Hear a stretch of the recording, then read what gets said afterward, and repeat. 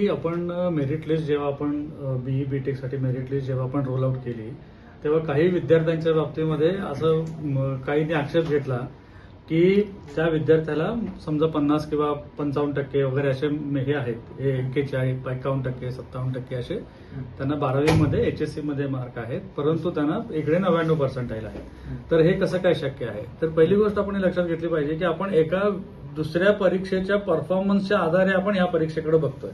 म्हणजे हे मुळात हे तसंच अव्यवहार्य आहे की एका परीक्षेमध्ये असलेल्या परफॉर्मन्स प्रमाणे दुसऱ्या परीक्षेमध्ये तसाच प्रकारचा परफॉर्मन्स आला पाहिजे ही आपली जी अपेक्षा आहे ती तशी काही योग्य नाहीये. दुसरं असं की आपण इकडे पर्सेंटाईल म्हणतोय आणि इकडे पर्सेंटेज म्हणतोय. मी याच्या आधी मी वारंवार हे सांगितलेलं आहे की पर्सेंटाईल पद्धती वेगळी आहे. पर्सेंटाईल पद्धती ही त्या बॅचसाठी असते. त्या बॅचमध्ये जो टॉपर असतो त्याला 100 पर्सेंटाईल म्हणतात आणि त्याला जर त्याचे रॉ स्कोअर कदाचित 70% असतील, 80% असतील, 90% असतील, किती रॉ स्कोअर त्याचा असू शकतो, परंतु तो त्या बॅचमध्ये टॉपर असल्यामुळे त्याला 100 पर्सेंटाईल मिळतो. आपण याचा अर्थ असा नव्हे की त्याला 100% मार्क पडले. 100% मार्क म्हणजे त्याला 200 पैकी 200 मार्क पडले तर त्याला 100% म्हणता येईल. खरं तसे मार्क नसतात. कुणाला 190 असतात, 180 असतात. एखाद्या बॅचमध्ये 180चा टॉपर असतो तो सुद्धा 100% असतो. एखाद्या बॅचमध्ये 190 वाला असतो तो पण 100% असतो. एखाद्या बॅचमध्ये 170 वाला असतो तो सुद्धा 100% असतो. त्याच्यामुळे ज्याला 170 मार्क पडले त्याला 85% मार्क पडले, कोणाला 80% मार्क पडले. त्याच्यामुळे आपण हे जे मुळात जे पर्सेंटाईल आणि पर्सेंटेजचं एक जे तुलना करतोय ती चुकीची आहे.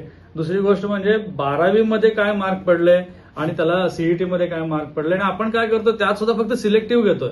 आपण 2-4 विद्यार्थीच घेतोय. ओव्हरऑल जर आपण सगळी जर हे बघितली मेरिट लिस्ट बघितली तर जसे त्याला 12वीमध्ये चांगले मार्क आहेत तसे त्याला सीईटी मध्ये पण चांगले मार्क आहेत. आणि 12वीचे हायर पर्सेंटाईल आणि सीईटीचं हायर पर्सेंटाईल ह्याचं जे कोरिलेशन आहे ते पॉझिटिव्ह कोरिलेशन आहे. आम्ही काल त्याच्या संदर्भामध्ये एक स्टॅटिस्टिकल स्टडी पण करून घेतलेला आहे. आणि दुसरं काय होतंय की आपण 4,64,000 विद्यार्थी या परीक्षेसाठी बसलेले होते, त्यापैकी 2,35,000 विद्यार्थी हे कॅप मध्ये सहभागी झालेले आहेत. आता ह्या 2,35,000 विद्यार्थी जे आलेले आहेत त्यांच्या आधारे आपण सर्व अनालिसिस करतोय. परंतु जे 4,64,000 विद्यार्थ्यांपैकी 2,29,000 विद्यार्थी आलेच नाहीत कॅपमध्ये, त्यापैकी जवळजवळ 9,000 विद्यार्थी असे होते की ज्यांचं पर्सेंटाईल 90 पेक्षा जास्त आहे. या 9,000 विद्यार्थ्यांच्या पैकी 4,500 विद्यार्थी असे आहे की ज्यांचं पर्सेंटाईल 95 पेक्षा जास्त आहे.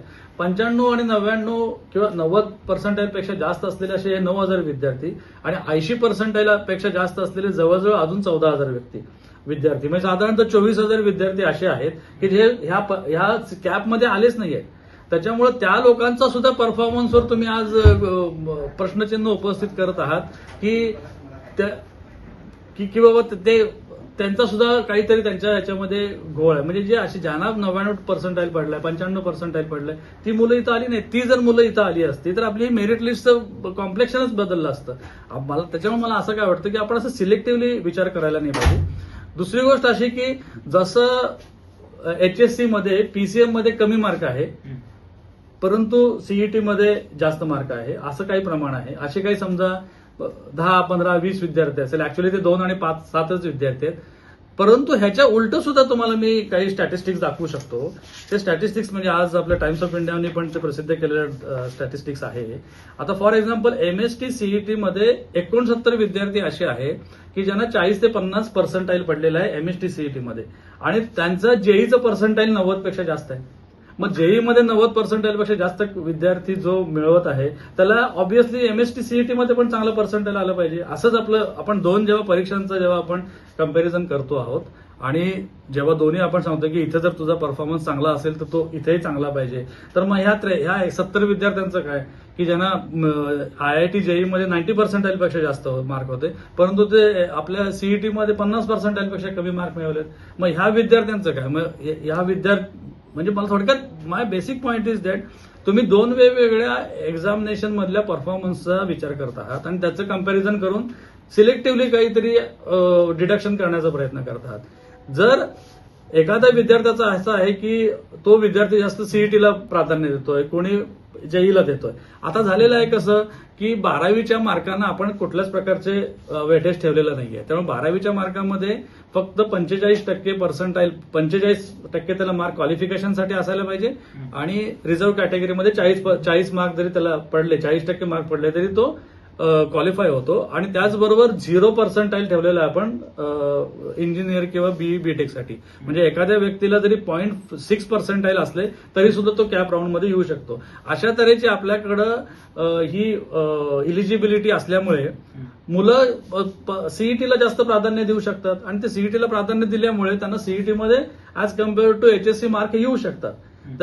आणि होतंय कसं की सीईटीला बाकीच्या जे परफॉर्मन्स आहेत तिथल्या परफॉर्मन्ससाठी आम्हाला उत्तर द्यावं लागतंय. आपण जे घेतलेली एक्झामिनेशन आहे ती अत्यंत व्यवस्थित पद्धतीने, पारदर्शक पद्धतीने, फ्लॉलेसली आपण एक्झामिनेशन ही कंडक्ट केलेली आहे.